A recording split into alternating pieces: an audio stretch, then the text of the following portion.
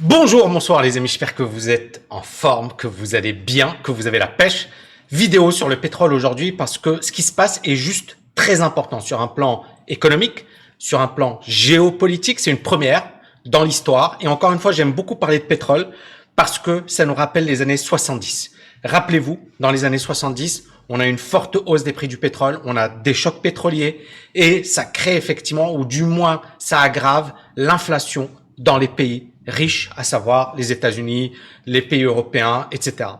Et aujourd'hui, on est en train de revivre la même chose. Et ce qui se passe aujourd'hui est juste incroyable, puisque vous avez vu l'inflation atteint des niveaux records. On parle d'une inflation qui n'a jamais été vue depuis 30 ans, 50 ans aux États-Unis. 30 ans, le taux de chômage est à ses plus faibles niveaux. Et quand le taux de chômage est très très faible, ça peut aggraver l'inflation.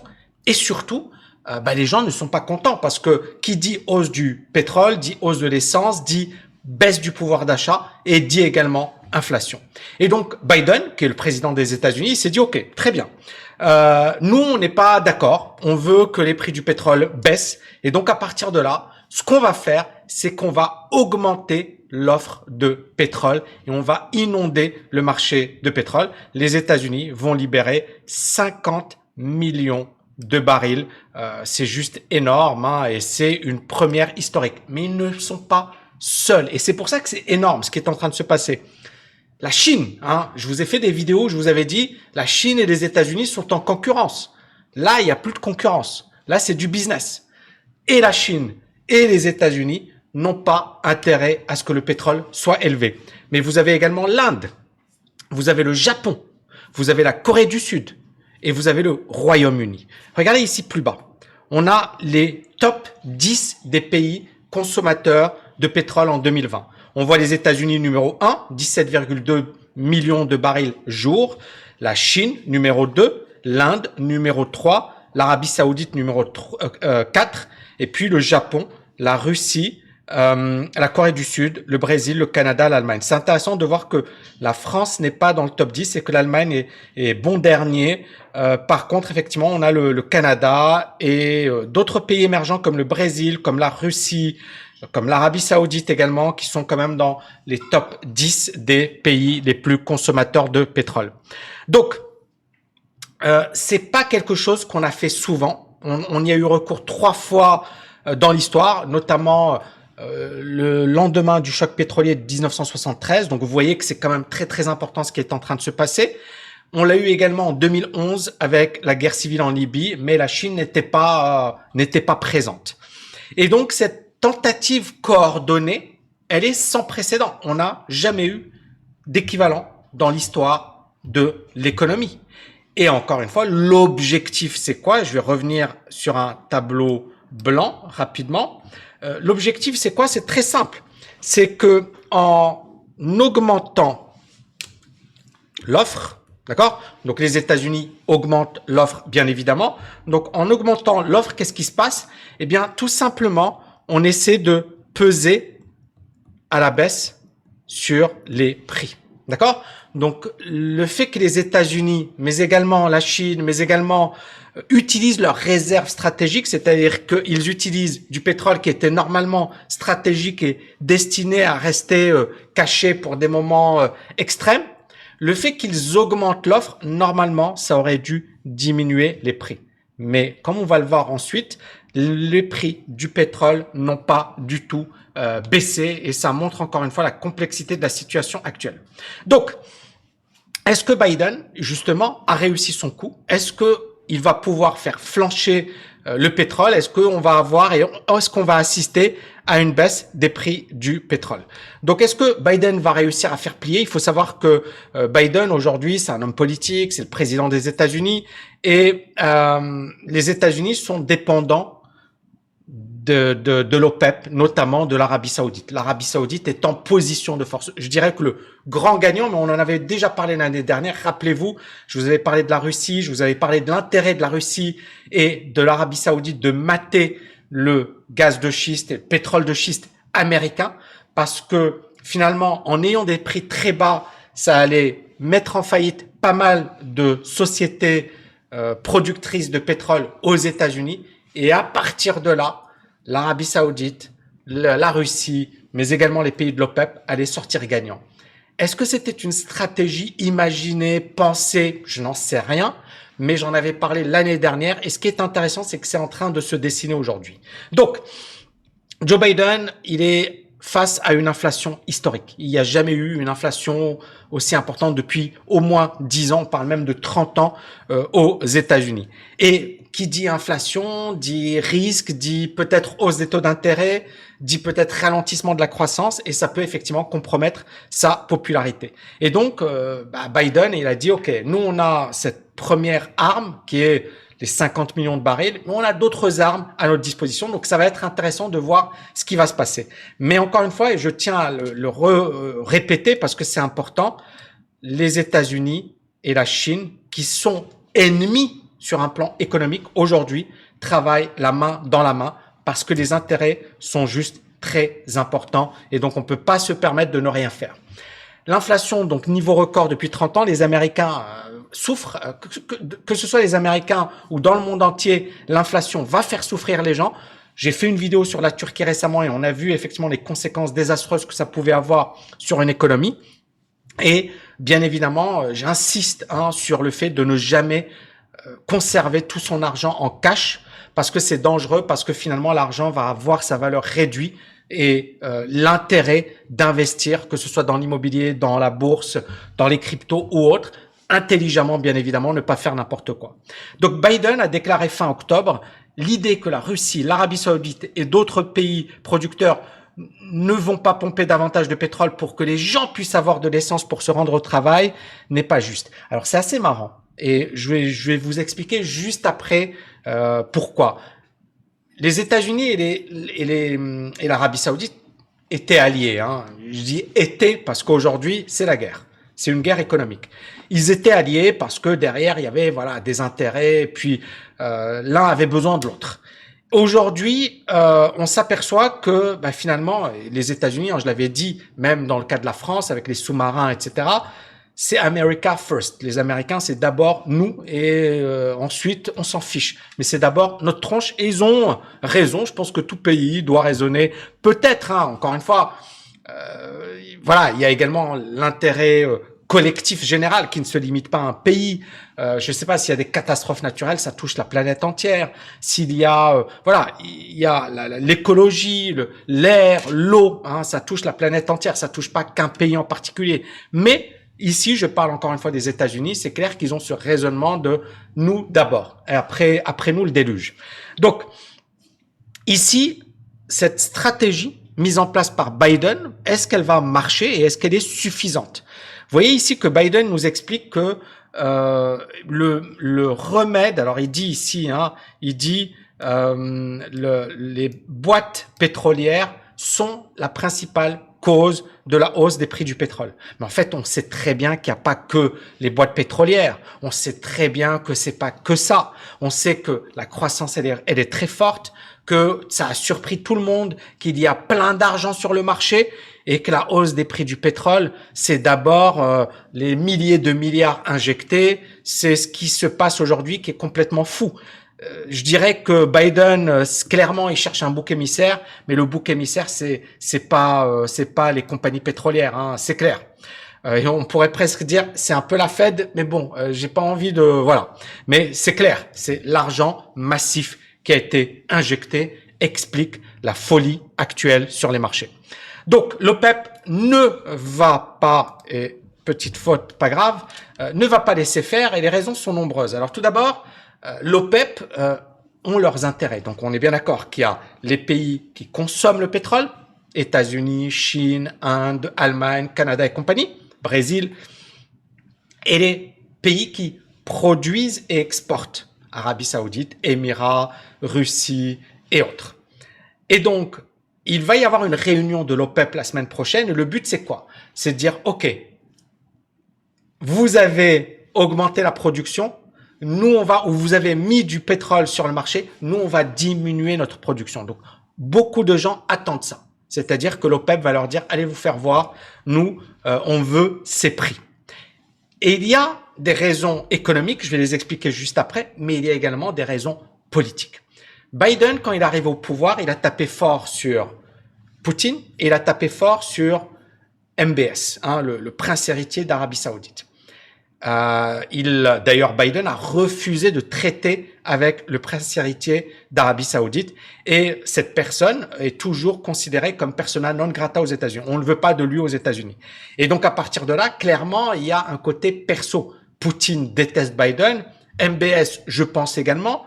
Et donc, il y a clairement quelque chose qui se passe pas bien avec ces hommes. D'accord? Donc, déjà, il y a un côté perso. Mais, on va y arriver. L'Arabie Saoudite. Ne pas oublier que l'Arabie Saoudite était l'allié des États-Unis. Je dis bien était l'allié des États-Unis. Mais là, aujourd'hui, on est en business. Quand Mohammed Ben Salman est arrivé au pouvoir en 2017, prince héritier, il est arrivé à un moment où le pétrole avait fortement diminué. D'accord? On était à l'époque 2014, le pétrole avait commencé à diminuer. Les États-Unis voulaient promouvoir le gaz de schiste. Donc, ils ont commencé à aider, financer et faire en sorte que les États-Unis deviennent exportateurs de pétrole et disent à l'Arabie Saoudite, va te faire voir, on n'a plus besoin de toi et nous, on n'a plus besoin de ton pétrole et on peut se débrouiller par nous-mêmes. C'était le raisonnement de l'époque. Et ils voulaient taper fort sur l'Arabie Saoudite, mais également la Russie qui est un gros pays producteur. Et donc, ce qui s'est passé à l'époque, c'est que les prix du pétrole se sont effondrés. Pourquoi? Parce que l'offre était devenue bien plus importante que la demande. On va revenir dessus. Donc, sur un plan graphique, donc vous voyez ici la 2014 et on a un véritable crack. Je vais prendre un stylo. On a un véritable crack du pétrole qui à un certain moment va même atteindre les 27,50. Et ici récemment, avec la crise du Covid, on s'est même retrouvé avec un pétrole négatif, le US Oil, donc le pétrole américain, US, était même négatif. Les contrats futurs étaient négatifs, ce qui était du jamais vu. Et là, vous avez le UK Oil, c'est le Brent, qui était aux alentours des 17. Donc, on a ici l'Arabie Saoudite qui a perdu beaucoup d'argent parce que les États-Unis avaient une stratégie qui était juste de casser l'Arabie Saoudite. Mais également la Russie. La Russie a également perdu beaucoup d'argent. Et donc, ces pays, encore une fois, il faut se mettre, c'est du business, d'accord? C'est voilà, il faut pas croire que c'est un monde de bisounours. C'est Dallas. Donc, c'est que j'ai pas envie de dire le meilleur gagne, mais c'est le plus stratège qui va gagner, celui qui est en position de force. Donc, ici, vous avez l'Arabie Saoudite donc le prince MBS qui arrive au pouvoir, le gaz de schiste, les États-Unis qui veulent que le Texas dame le pion à Riyad et que effectivement les États-Unis deviennent le leader en matière pétrolière et c'était bien parti. Sauf que le Brent à l'époque avait fortement baissé, donc on est passé de 115 $ à 30 $. L'Arabie Saoudite a perdu beaucoup d'argent. Regardez ici. Et donc là, je vais mettre, vous avez les ressources de l'Arabie Saoudite en milliards de dollars, 800 milliards de dollars, et elles ont fortement baissé à environ 400 milliards de dollars. Ça veut dire que l'Arabie Saoudite, pendant cette période, a dû puiser dans ses réserves pour continuer à financer son économie. Et c'est quasiment une baisse de 50% de ses réserves. C'est juste énorme. Donc, quand Biden aujourd'hui dit oui, je comprends pas, c'est pas juste. Non, moi je vais pas dire que c'est bien, c'est pas bien. Juste, il faut être carré. Biden, il parle pour sa tronche et l'Arabie Saoudite va également jouer son jeu et la Russie également. Donc, il faut bien comprendre que il y a des intérêts en jeu et ces intérêts, c'est beaucoup d'argent. Donc, l'Arabie Saoudite a perdu énormément d'argent. Et si elle n'avait pas ces ressources qu'elle a accumulées depuis 2001, et donc ces grosses ressources financières, elle n'aurait pas pu tenir. Et donc, elle a emprunté, l'Arabie Saoudite, pendant cette période. Elle a eu des déficits budgétaires, c'est-à-dire que les impôts et les rentrées d'argent ne suffisaient pas à couvrir les dépenses de l'Arabie Saoudite. Et donc, on est passé avec des réserves d'un pic de 750 milliards à 437 milliards. Aujourd'hui, c'est à 465 milliards. Mais croyez-moi, ce qui se passe aujourd'hui ben, l'Arabie Saoudite va capitaliser un max dessus. Et c'est tout à fait logique. C'est-à-dire qu'ils peuvent le faire et ils vont le faire. Donc, les pays de l'OPEP ne sont pas bêtes. Ils savent qu'ils ont une carte à jouer. Que ce soit l'Arabie Saoudite, la Russie, voilà. Ils savent que c'est maintenant que ça se passe. S'ils veulent mettre de l'argent de côté pour l'avenir de leurs enfants, petits-enfants, etc., c'est aujourd'hui que ça se passe. Donc vous voyez là, là ici, il y a l'argent qui a été accumulé. Vous voyez ici, grâce au pétrole, on parle aujourd'hui de 300 milliards, mais c'était pendant ces années où l'Arabie Saoudite avait accumulé énormément d'argent. En 2000, vous voyez, c'était pas énorme parce que les prix du pétrole ont vraiment flambé pendant cette période. Et puis là, vous voyez que c'était beaucoup moins important et l'Arabie Saoudite a dû puiser dans ses réserves pour continuer à subvenir à ses besoins. Donc le but de l'Arabie Saoudite, ça va être quoi? Ça va être de surfer sur cette vague. Si le pétrole continue de monter, ils vont tout faire et pour faire en sorte que les prix du pétrole se maintiennent, pour que les prix du pétrole restent élevés et donc l'OPEP va rester costaud. Et donc l'Arabie Saoudite, il y a un mec qui s'appelle Jason Bordoff, qui est un ancien du cabinet de Barack Obama, qui bosse également à la Columbia University, c'est une université américaine prestigieuse, qui dit la demande de pétrole augmente, elle ne diminue pas. Le schiste américain n'est plus ce qu'il était et dans un avenir prévisible, le monde va avoir besoin de plus de pétrole saoudien. Point à la ligne. Et donc, on est dans une situation où l'Arabie Saoudite est en position de force, mais également les pays de l'OPEP. Si la croissance, bien évidemment, continue. Et donc, on en arrive à... Est-ce que ça va continuer? Moi, encore une fois, je suis dans une optique neutre. C'est-à-dire que pour moi, le marché, il a toujours raison. Ce que je dis, d'accord, et je le dis franchement, moi, j'élabore des scénarios. J'élabore des stratégies. Il y a beaucoup de gens, ils comprennent pas ça. Ils comprennent ouais, ça va monter, ça va baisser. Non, tu sais pas parce que tu es comme un joueur d'échecs. C'est qu'est-ce qui va se passer pour que tu puisses garder le même raisonnement ou pour le changer. Donc, il faut vraiment considérer les marchés financiers comme un échiquier géant dans lequel, effectivement, les choses évoluent, sont dynamiques. Rien n'est figé. Mais aujourd'hui, Biden, ce qu'il fait, c'est très bien à court terme, il rassure sa base, il essaie de calmer la hausse du pétrole. Et d'ailleurs, on l'a vu, le pétrole a un petit peu baissé, d'accord. Je vais y aller en daily, parce qu'en mensuel, on le voit pas. On a une petite baisse du pétrole, mais on voit pas un effondrement du pétrole. Et ce qui a suivi la news n'a pas provoqué un effondrement. Donc, on voit que le pétrole reste pour le moment acheteur. Et donc, pour que les prix du pétrole baissent durablement, c'est pas Biden, c'est pas la Chine qui va empêcher ça. Pourquoi? Parce qu'encore une fois, on reste sur ce raisonnement de l'offre et de la demande. D'accord? Quand la demande est supérieure à l'offre, les prix augmentent. D'accord? C'est aussi simple que ça.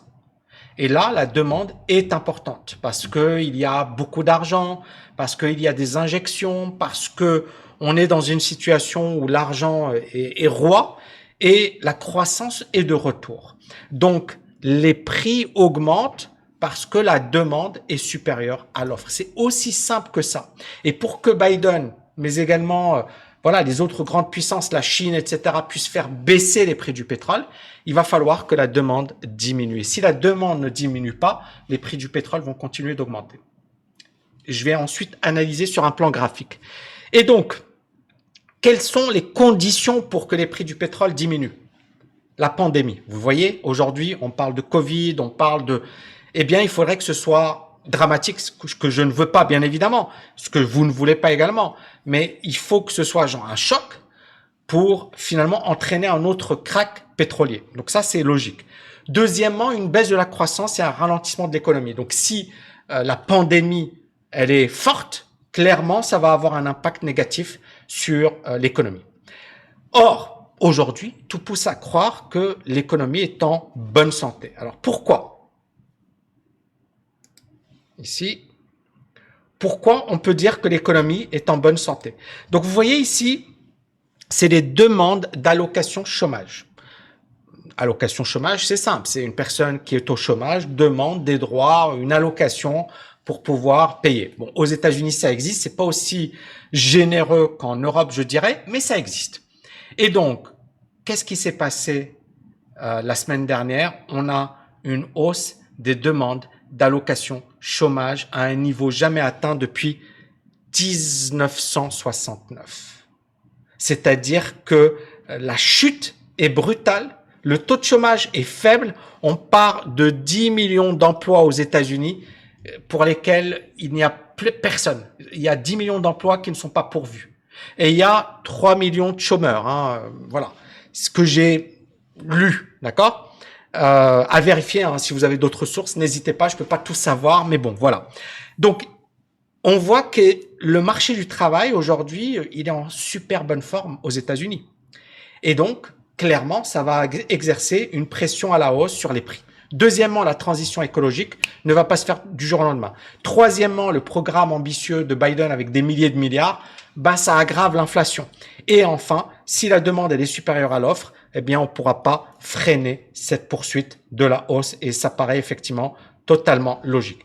Alors, ce que je vais faire ici, c'est que je vais analyser le graphique du pétrole à long terme parce que je pense que c'est intéressant. Et je vais ici revenir sur un graphique hebdomadaire. Alors, et même, je vais aller même plus loin sur un graphique mensuel. Regardez, c'est pour moi vraiment clé. Ici, on a une énorme résistance, d'accord? Et on voit que cette résistance, elle avait été dessinée en 2019, d'accord? Ouais, pas loin de 2019, on va revenir dessus. Cette résistance 2018, d'accord? 2018. Pour ça, je me disais, donc 2018, on a un plus haut historique aux alentours des 86. Et là, on vient de retaper ce plus haut de 2018, d'accord? Pour la première fois. Donc déjà, ça, c'est le premier élément. Donc on voit bien que là, il y a une première grosse résistance et que la deuxième résistance, elle se situe par là. Elle se situe aux alentours des 120. Et enfin, il y aura une autre résistance aux alentours des 150. Donc, premier niveau 120, deuxième niveau 150 et ensuite, ce seront, si on les dépasse, des niveaux historiquement élevés.